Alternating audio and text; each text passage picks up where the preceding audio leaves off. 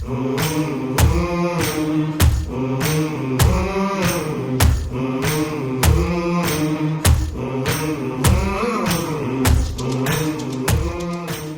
everyone, today we are going to be looking at history through the lens of reality, so please forgive the repetitive use of description, as it is the only way to break through thousands of years of mind control and conditioning.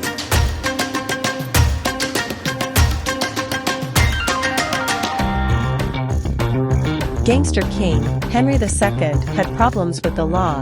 He had not forcibly taken the land of England using violence or by succession. His gangster kingship had been decided by agreement in 1153, between himself, the gangster King Stephen and all English gangster barons. Yes, you can be king when you die, but only when you do, mind you, sacrablure. Sounds good. And you get to keep all the land you have stolen, sacrablure.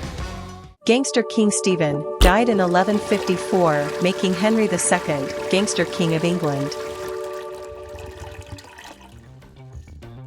Gangster King Henry II enjoyed being king, but the Treaty of Wallingford made it impossible for him to take back by force the land posthumously stolen from his grandfather, gangster King Henry I, during the anarchy, by gangster King Stephen's gangster barons. After all, he had been seen to agree the land belonged to them. But then again, this was the New World Order system.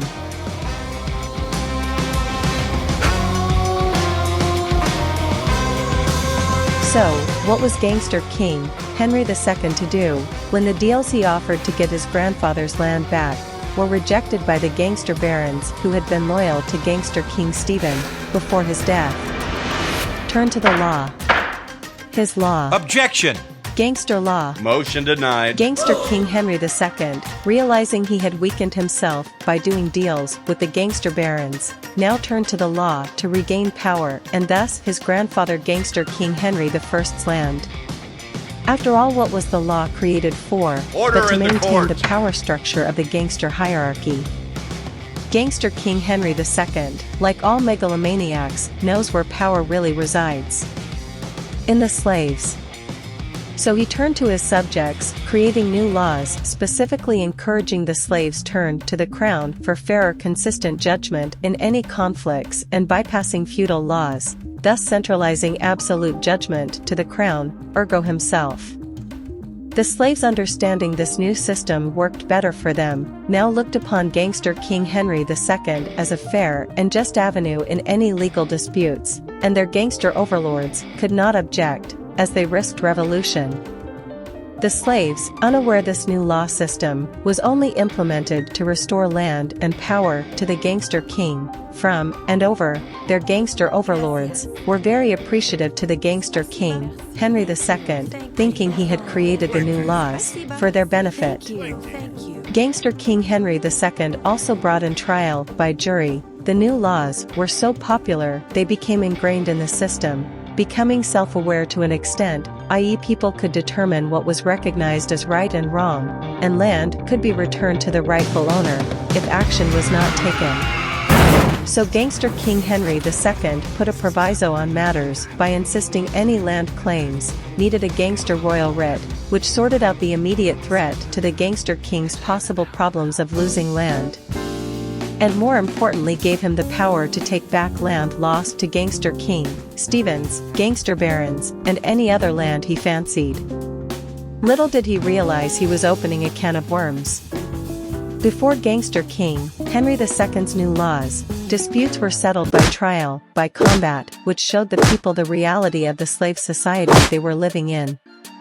And the new laws, for their safety, just hid that reality behind a one gangster to rule them all society, slaving under their rules or laws. Now when we consider the actions of the gangster kings and gangster barons from the time of William I to Edward I, had been wars over ownership of land and slaves, much of that land now owned by gangster King Edward I, you could contend, under Henry II's new laws, were not his.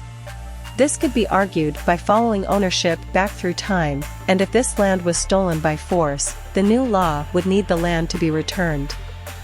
Do you see the problem this was causing for gangster King Edward I?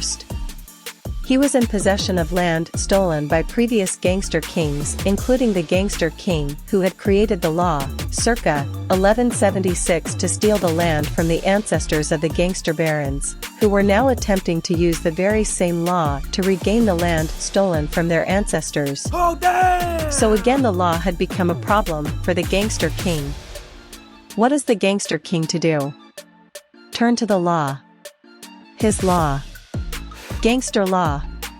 After all, what was the law created for, but to maintain the power structure of the gangster hierarchy?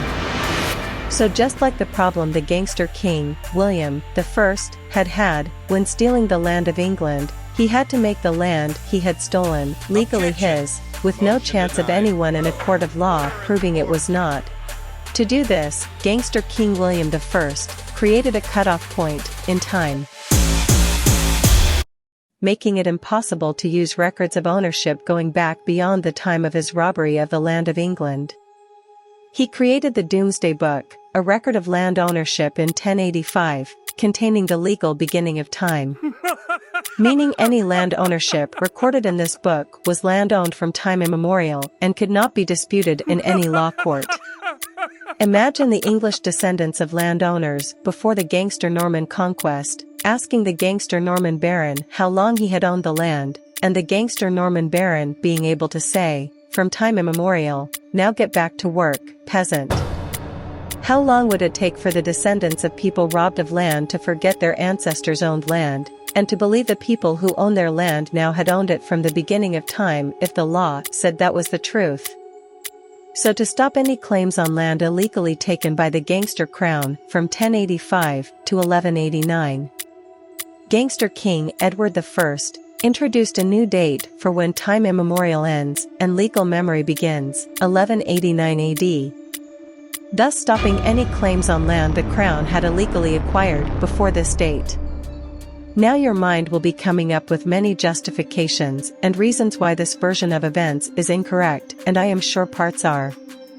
This is because history and the law were written by the winners, and the law is a jumble of nonsense wrapped in an enigma, and deliberately so, but you cannot come up with any good reason to reset time, other than to hide something. Something extremely wrong. To sum up, the law of our land was created by gangsters, to ensure they remain in possession of land and slaves they do not own. The fact that criminals can create laws to show they own stolen land is proof no one is able to say they own land.